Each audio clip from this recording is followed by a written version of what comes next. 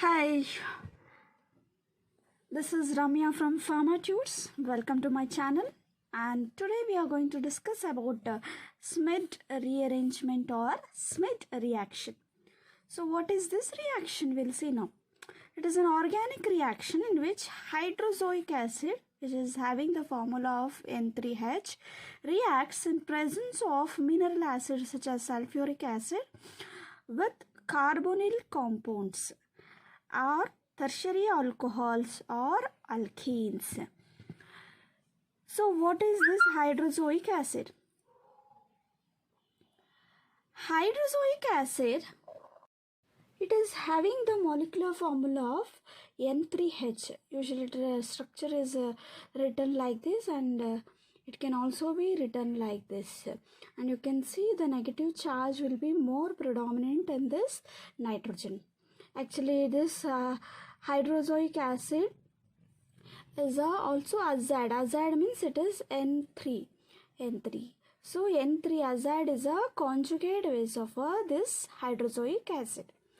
So anyway, this we don't need to concentrate on this.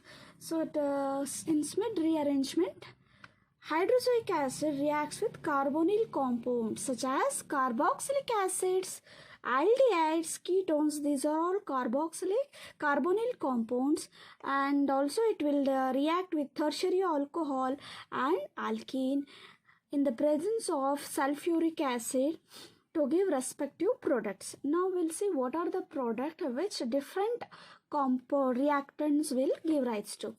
So carboxylic acid will give rise to amine, and aldehyde will give rise to nitrile, and ketone will give rise to amide. So these are the products obtained from SMID rearrangement when carbonyl compounds undergo SMID rearrangement or reaction. So when tertiary alcohols undergo SMID rearrangement, it will give rise to imine. Both tertiary alcohols and alkenes will give imine, substituted imines. So these are the products obtained when the different reactants react with hydrozoic acid in presence of sulfuric acid. So now we'll see one of the mechanism of this SMID rearrangement. So let's see how this carboxylic acid, so I have taken the general formula of carboxylic acid, how this carboxylic acid is converted to amine in the presence of hydrozoic acid or sulfuric acid by SMID rearrangement. So now we'll see the mechanism of the reaction. So we'll see step by step. So first step is formation of acyl ion. So in the SMID rearrangement, first step is formation of acyl ion. So what is this acyl ion? We'll see now. So we have taken the general formula of carboxylic acid and in presence of sulfuric acid. So both are acids, but carboxylic acids are weak acids. Carboxylic acids are organic acids and sulfuric acid is mineral acid, and it is very strong compared to carboxylic acid. So it will accept, carboxylic acid will accept a proton from mineral acid, that is sulfuric acid. So to give protonated acid. Protonated acid will form in the first step. So now this water molecule will get cleaved to get, see, this water molecule will go off. So what is left? C double bond O, and since here the deficiency of electrons, so it will take a plus charge. So this is acyl ion. So this is the first step involved in a SMID rearrangement, that is formation of acyl ion. So now we'll see the second step.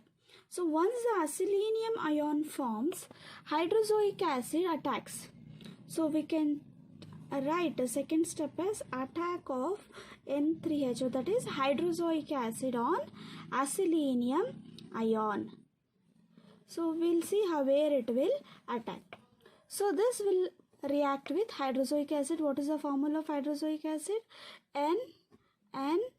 This is azide. So, and protonated azide. So, this is hydrozoic acid. So, now this will attack the acyclinium ion. So, this is hydrozoic acid will attack the acyclinium ion. So, when it attacks, what it will form?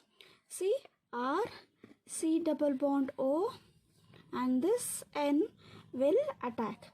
So, this N and this hydrogen and this will remain. So, this is the product obtained in the second step. So, and this is acyl ketone. This is acyl ketone. So, once the acyl ketone forms, then the third step, it involves migration of alkyl group.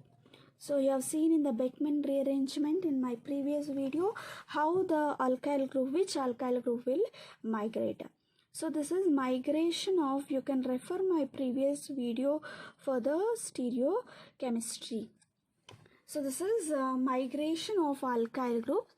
So, once acyl ketone forms, see, you can see this nitrogen is very stable. It will go as N2. So, this will go off, and this R group, that is alkyl group, will shift here and the electrons will come here. See, this is the rearrangement or migration occurs. The R group will migrate it to the nitrogen atom.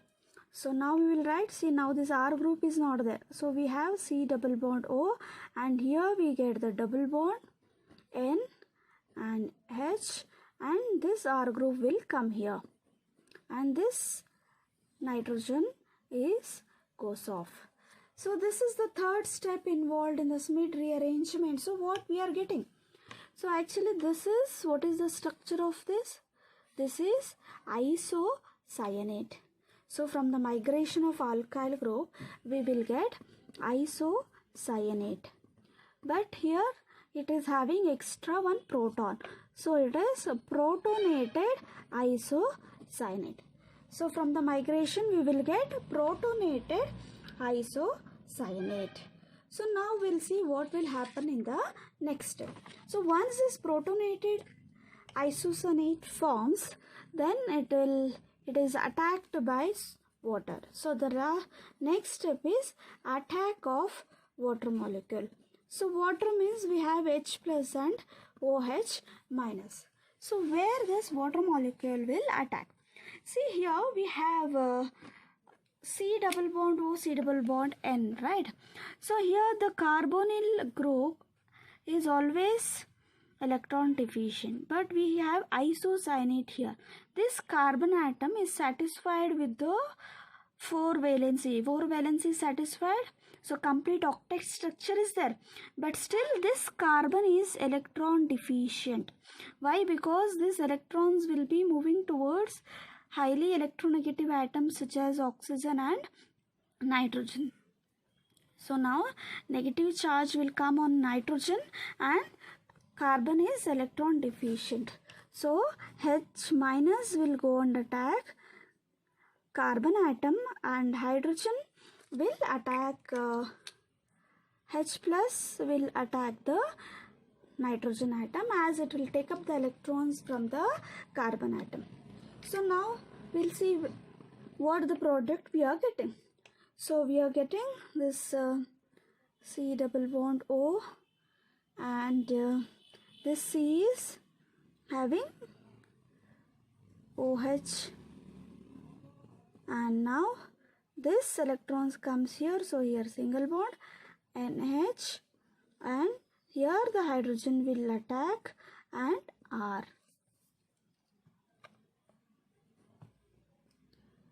So, here positive charge. So, this is the product obtained from the when water molecule attacks. So, what is this product? You see carefully the structure of the product. So, it is having COOH and NH2R. So this is carbamic acid. So it forms acid again. So acid, what is the nature of acid? It will give proton easily. So once the carbamic acid forms, then it will undergo deprotonation.